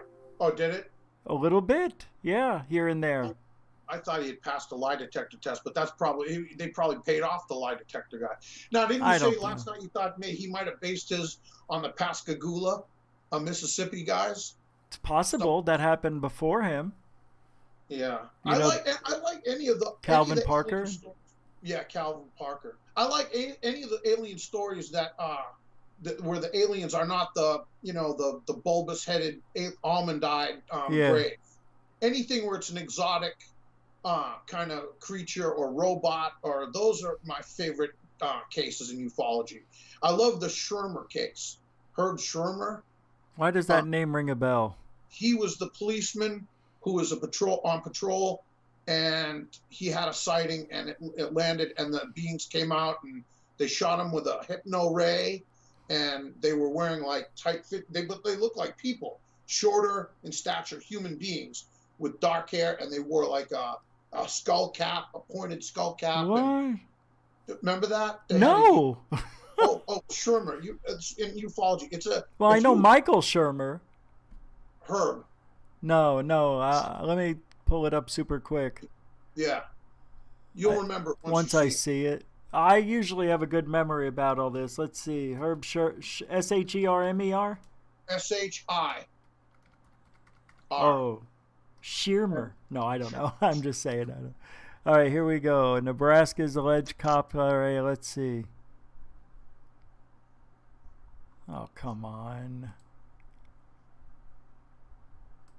The abduction of Herb Schirmer on Unsolved Mysteries. Mm-hmm. Okay, so it's a pretty good story. I don't remember. I have to. Let me see. Here we go. Let's try this one. someone drew a comic book about it, and now it's on YouTube. Oh. It's all illustrated, so you can, yeah. Is it now? Yeah. 1967. You know, that, oh, there it is. Oh, wow. Oh, okay. I do remember this. Oh, yeah. They looked really weird. Yes. Wow. Yeah, it's like a movie. It's like a sci-fi movie from the 50s, what he's describing. Let me pull it over to show everybody the alien. That's what it looked like, folks. That's his drawing. It looks like an alien's wearing a little radio device, but he looks human. Almost Spockish. Right. Pretty cool. That's cool. Yeah, and he's got that emblem, the patch. It's the flying serpent or the feathered serpent, like Quetzalcoatl. Oh, it's like right. Quetzalcoatl. Yeah. That's crazy. See, now, isn't it weird that this alien looks more like the aliens would look like in a 60s TV series? It always seems like they look like the time frame that they're in, and I wonder if that's just a mind job that happens to people. Is it? Or is it? Because, now, I don't know about Betty and Barney Hill, but a lot of people just would like to say that those aliens they described were just the bulbous-headed grays with the almond eyes, but that's not the way they were describing them. They said that the heads were bigger, that they were small, like size of children, but they were what they were wearing were like a cape. They were wearing capes, they had hoods and some kind of like leather jackets and leather hats, like newsboy caps. That's the way Betty and Barney Hill described those aliens. That's wild. And they said there was a Nazi on board the UFO with them. See, that's just weird. That's what they were saying. It is weird. And I know. That's why I don't know. I don't know if I believe it. But you know what? I think there's UFO cults out there, Rich, and they want to try to get people into just accepting all this far-fetched stuff. We got 1 minute. Okay, 1 minute. Okay. So the cults. Like the cults, I've been on the trail, and I'm talking about like Adamski, like the Adamski craft. It looks like the Hannibal craft, and and then Billy Meyer. Yep. If you look at Bob Lazar's craft, it's exactly like Billy Meyer's. Exactly. Why would that be? Why is that? Wow. Because Billy Meyer's full of crap. It was hoaxed. All his and I know there's people out there who are going to disagree with me, but Adamski, they want you to Orthon and Semjaza. Semjaza's from the Book of Enoch. That's a demon. That was one of the ones that taught mankind. Actually, it was the chief of the demons. So. Well, it was demonic cult, satanic cult. Well, I appreciate you coming on. We are unfortunately out of time, but that was you have to come back. I had a pleasure, man. I had a great evening. This was so cool. I really appreciated you opening up a little bit and talking about what you know. Really good stuff. What a lot of work you put into what you're doing, man. Archaeological stuff. All my life, it's been one thing after another, and it's a pleasure for me to come on and be a guest with you. I love all you guys in the chat room. It's good seeing you out there. Thanks. And I also work with Third Phase, so tonight I think there's going to be a Third Phase. Watch that. I'll be in the chat room as moderator for you guys. And that's right. Yeah, so thank you for coming on. And we can find you at FrapSap, FrapSap on YouTube. So go to his channel, subscribe, and thank you very much, Mr. Rivas. You're Robert welcome. Rivas, everybody. Thanks again. I'll talk to you soon. All right, have a good night, everyone. Good night. And that's it, everybody. So I appreciate you guys hanging out. It was a lot of fun. It went by super quick, and that's the way it goes when you're having fun. I hope he's not upset. I didn't mean to hang up. I hung up on him, but oh no. Well, like we were talking about, in a few minutes, Third Phase UFO Report has a video coming up. It was produced by Michael Roser from Dark Hour Paranormal. So we'll see you over there in a few minutes. And I think Third Phase of Moon has something coming up a little later after that. So the night's just halfway done pretty much. Come on over to UFO World over at Third Phase UFO Report. I'm Rich Giordano. Thank you, Super Chat people, moderators, veterans, and newcomers alike. Goof On will be back tomorrow night with Greg Brown, the Crop Circle song maker guy. If you ain't looking up, you ain't looking out for ufology. Good night, everybody.